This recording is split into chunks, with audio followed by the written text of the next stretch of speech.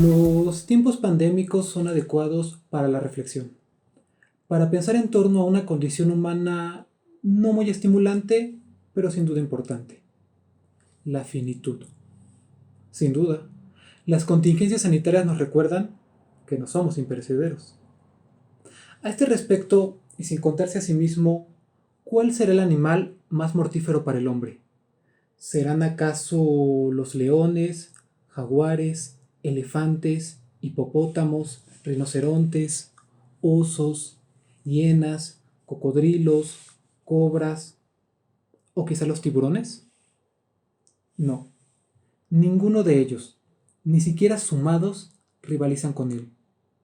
Es el diminuto y fastidioso mosquito el animal más mortífero para el ser humano. Sus víctimas anuales se cuentan por cientos de miles, mas no por él en sí, sino por las enfermedades que transmite. Por tanto, no es en la vastedad del entorno visible, sino en el infinitesimal mundo microscópico donde la humanidad encuentra su mayor amenaza exógena. En efecto, pese al desarrollo de la ciencia médica, los microorganismos aún son un asunto de cuidado, si lo sabemos ahora. Ellos han impactado hondamente en el devenir humano desde tiempos vetustos, no solo por la cantidad de hombres que se han llevado, sino por las transformaciones políticas, económicas, sociales y culturales que han provocado. Así es, las enfermedades se cuentan entre los factores de cambio histórico.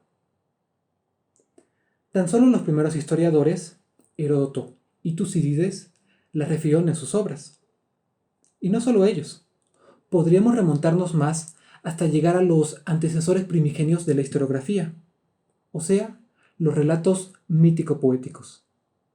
De proceder así, advertiríamos que ahí también están presentes, y no como meros accidentes o telones de fondo, sino como puntos clave, aunque sutiles, en el desarrollo de sus tramas. Por ejemplo, la primera epopeya de la humanidad, la de Gilgamesh, se divide en dos secciones: las proezas del héroe y su fallida búsqueda de inmortalidad. El tránsito entre una y otra derivó de la muerte de su compañero de aventuras, Enkidu, quien no pereció en combate, sino aquejado por una misteriosa enfermedad. A su vez, la epopeya más antigua de Occidente, la Ilíada, desarrolla su trama a partir de una peste, una tan letal que obligó a Agamenón, el rey de hombres, a devolver a su cautiva y, por ende, a tomar en compensación a la del divino Aquiles, quien, encolerizado, dejaría de pelear, decisión que permitiría a los troyanos hacer de los aqueos presa de perros y pasto de aves. Podría agregarse la más conocida de todas las tragedias griegas, Edipo Rey, pues la búsqueda del homicida de Layo, aquella que conduciría al protagonista a descubrirse como el asesino de su padre y esposo de su madre, tuvo como origen la necesidad de lidiar con una epidemia que azotaba Tebas. Finalmente, convendrá recordar una de las obras más famosas de la historia, Romeo y Julieta. Pues si Romeo no pudo ser informado de que su amada no había muerto, sino que solo dormía, equivocación que llevaría al memorable suicidio de la pareja, fue porque el mensajero que debía revelarle el ardid había sido puesto en cuarentena por ser sospechoso de portar la peste. Así, aunque de manera discreta, las pestes han representado factores de cambio en diversas tramas. Una tendencia parecida opera en la historia, como me gustaría ilustrar con dos de las más mortíferas: la bubónica y la viruela. Acerca de la primera, 6 años le bastaron a la peste negra para aniquilar a la tercera parte de Europa. Proveniente de Manchuria, arrasó con todo a su paso, cual azote de Dios. No solo hubo muertos, sino disturbios, saqueos, terror y conductas estrambóticas, como flagelantes que se laceraban en las calles para temperar la ira divina, además de suicidios colectivos. Según William McNeill, más allá de semejantes efectos inmediatos, el que la peste no perdonara a los clérigos habría debilitado la fe entre muchos cristianos, y fortalecido el anticlericalismo existente. De ahí que se le pueda situar como un antecedente remoto de la Reforma Protestante. En cambio, la mayor capacidad de reacción mostrada por los gobiernos civiles, como el establecimiento de regulaciones sanitarias, los habría fortalecido, elemento relevante para que, siglos después, el poder civil lograra imponerse al religioso. Ahora bien, pese a tales atribuciones trascendentes, McNeill desestimó una de las principales consecuencias hipotéticas de la peste negra. ¿Cuál?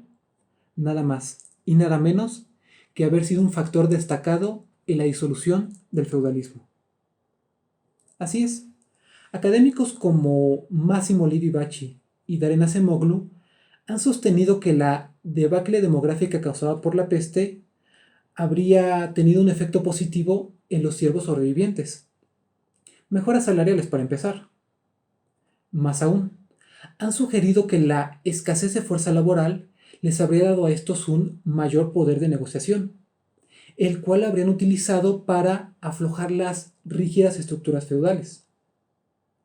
De ser correcta tal aseveración, la peste negra habría sido un factor de peso para el fin de la Edad Media y el consecuente tránsito a la modernidad, aunque solo para Europa Occidental, pues en su contraparte oriental, tal epidemia habría repercutido lo contrario, o sea, en un fortalecimiento de la servidumbre. En cuanto a la viruela del siglo XVI, en mi opinión, esta haría palidecer a la bubónica. Y es que si la peste negra pareció el fin del mundo, la viruela fue el fin de un mundo. Y si desde la óptica europea la primera había sido como una calamidad, la segunda le significaría a los conquistadores un arma tan impensada como eficaz, pues minaría la resistencia indígena. En palabras de Jared Diamond, más indígenas americanos murieron postrados en sus camas por gérmenes euroasiáticos que los campos de batalla por las espadas ibéricas. Más que la pólvora, los caballos y el acero, fueron los microorganismos los que vulneraron a los mexicas. Y eso no es todo. Tanto Diamond como McNeill aseveran que los gérmenes no solo impactaron en la conquista militar, sino en la psicológica. Pues si los españoles lograron impregnar con su cultura a los indígenas, no fue meramente por cuestiones de fuerza física, menos por su atractivo cultural o por la elocuencia de los frailes, sino por el impacto psicológico que a los naturales les causó la existencia de un misterioso mal que arrasaba con ellos, pero perdonaba a los extranjeros, como si fuera una prueba de su superioridad.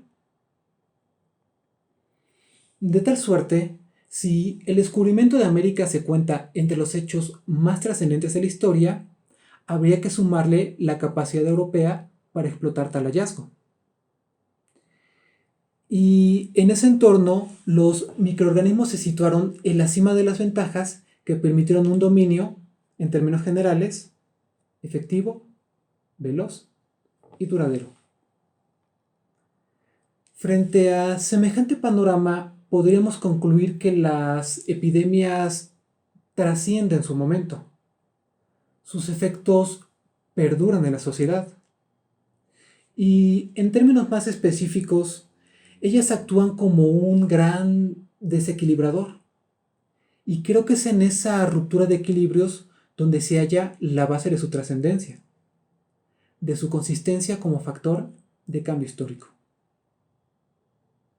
Bueno, y a todo esto, ¿cómo impactará el coronavirus? ¿Qué transformaciones provocará? ¿Qué equilibrios romperá? ¿Cuáles consolidará o dejará inalterados? La respuesta dependerá de la evolución de la enfermedad misma, claro, de las condiciones imperantes al momento de su llegada, sin duda, pero también de nosotros mismos como sociedad, de lo que hagamos o dejemos de hacer al respecto. El futuro está abierto.